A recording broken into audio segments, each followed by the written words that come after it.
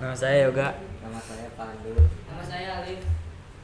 Kita lanjut ke soal pertama, yaitu sebutkan dan jelaskan macam-macam kiamat yang akan dibacakan oleh Zahra. Macam-macam kiamat dan contohnya. Kiamat sugro. Kiamat atau kehancuran sebagian dari alam semesta dan makhluk yang sifatnya lokal atau individu. Makna mawas diri, menjadi pengingat bahwa ajal manusia bisa datang kapan saja tanpa memandang usia atau kesehatan, sehingga manusia harus selalu bersiap memperbanyak amal kebaikan. Kiamat kubro. Pengertian kiamat kubro adalah kehancuran total seluruh alam semesta beserta representasi kehidupan di dalamnya yang menandai berakhirnya dunia secara keseluruhan.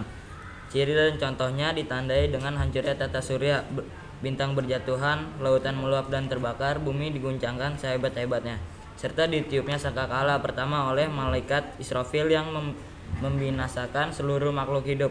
Hancurnya alam semesta, benturan antara planet dan bintang, hancurnya tata surya, serta bumi yang diguncangkan dengan dahsyat hingga memuntahkan seluruh isinya, sebagaimana dijelaskan dalam surat Al-Zalzalah. Tiupan sangkakala pertamanya ditiupnya sangkakala oleh malaikat Israfil yang menyebabkan seluruh makhluk di langit dan bumi mati seketika. Tanda-tanda besar sebelum kiamat kubro: terbitnya matahari dari arah barat, munculnya Dajjal dan Dabbah, binatang melata yang dapat berbicara, turunnya Nabi Isa, dan munculnya Yajud Majud. Alam barzah, alam kubur. Masa transisi setelah kematian hingga dibangkitkannya manusia. Di sini manusia mulai menerima fitnah, pertanyaan malaikat munkar dan nakir, nikmat atau siksa kubur. 2. Yaumul ba'ts, hari kebangkitan. Hari dibangkitkannya seluruh manusia dari alam kubur dalam keadaan hidup kembali setelah ditiupnya sangkakala.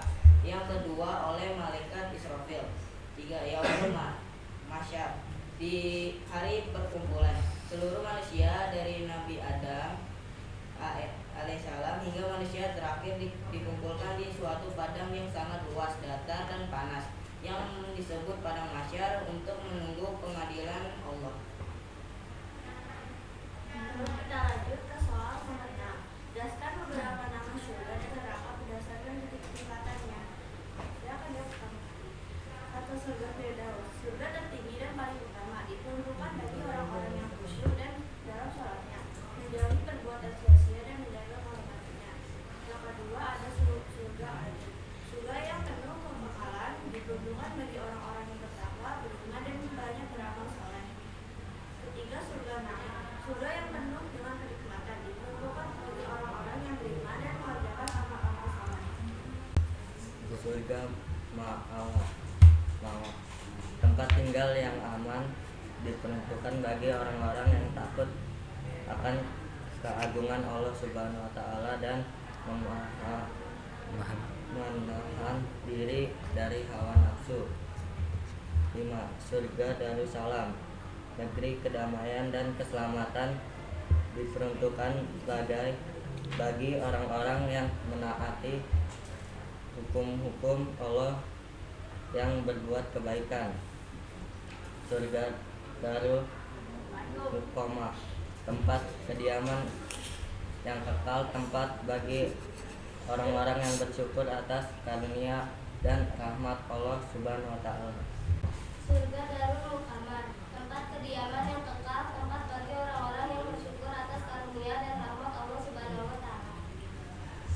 Surga Maqamul Amin, tempat yang aman dan penuh kedamaian bagi orang-orang yang bertakwa. Surga Khuld, surga kekekalan yang dijanjikan bagi orang-orang yang bertakwa. Nama-nama neraka berdasarkan tingkatannya. 1. Neraka Jahanam, tingkatan paling atas atau luar, tempat bagi orang-orang yang beriman dan bermaksiat atau banyak melakukan dosa besar yang belum terjadi.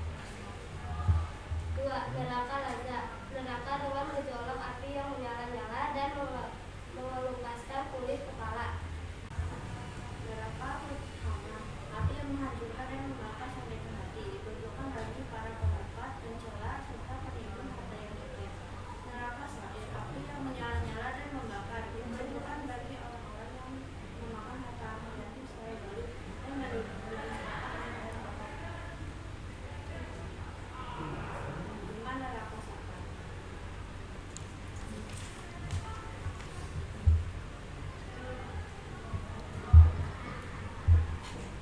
merasakan api yang menghanguskan kulit dan tidak meninggalkan sisa. Diperuntukkan bagi orang-orang yang meninggalkan sholat, enggan memberi makan orang miskin, dan mendustakan hari pembalasan.